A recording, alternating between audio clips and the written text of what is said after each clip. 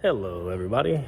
It's been a while since I made a video, but I am back with another video for the Mercedes. A couple of weeks ago, I completed my 3-piece wheels and I was super excited to get them on.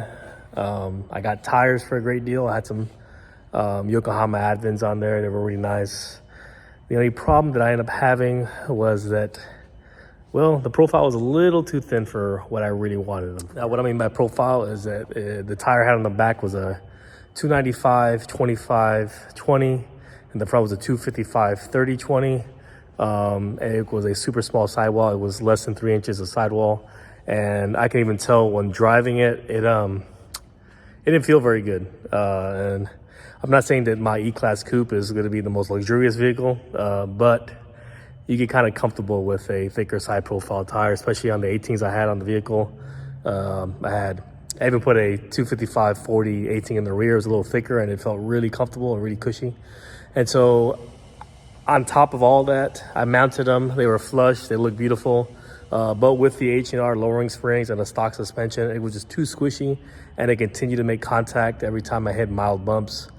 I attempted to do a slight fender roll and I just didn't really feel comfortable on the E-Class doing that. Am I capable of doing it? Yes. I've done fender rolls on many cars. I've charged people to do fender rolls. I've worked at a shop in which I was the only one how to fender roll. So I would fender roll everything that came into the shop, including Subarus. And when I say Subarus, not just junk like this, I'm talking about brand new, 2020, 2019 WRXs and things of that nature. And I was really comfortable rolling fenders. So after all the sadness and all the excitement I had for these AG sr10 multi-piece wheels, I decided to put them for sale. I got a really good deal on them from the beginning. I'm not gonna tell you how much I got them for, but I'm just gonna let you know that it was definitely a blessing. So when I put them for sale, I did shoot them a little bit higher because I already know that when you sell stuff, people are gonna lowball you.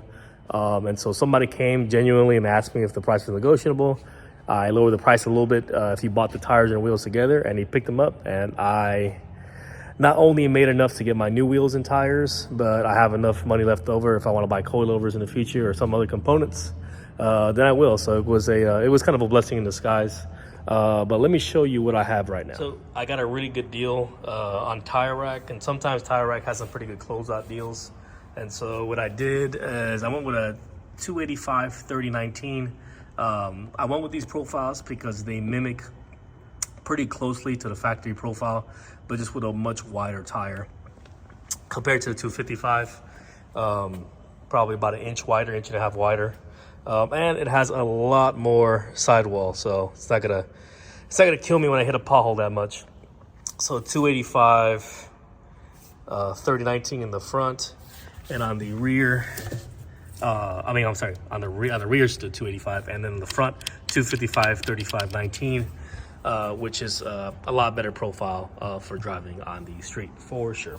And it looks a little bit better with meat, I'm not gonna lie. For the wheels, I went with these Kensai wheels. I believe that's how you pronunciate it. The reason why I went them is because I was eyeballing them for a while. Before I got into the Mercedes, these are my TPMS sensors.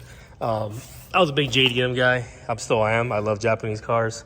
And I've always loved the Blitz 03s, and that probably sounds like a fanboy thing to say, but I do. They look good, they're clean, they're simple.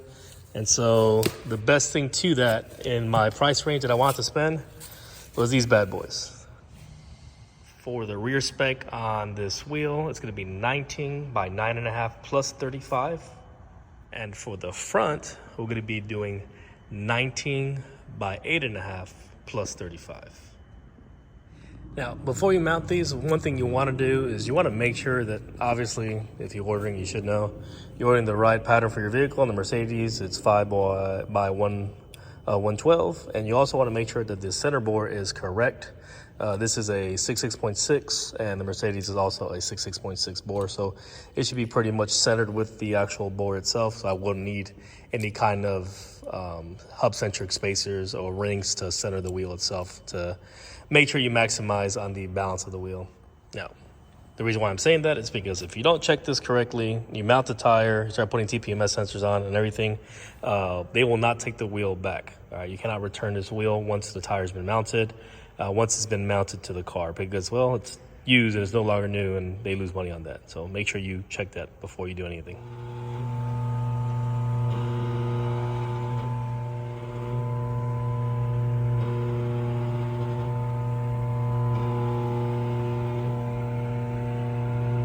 So I got one of them already balanced. They're already mounted, and this should be the second one I'm bouncing.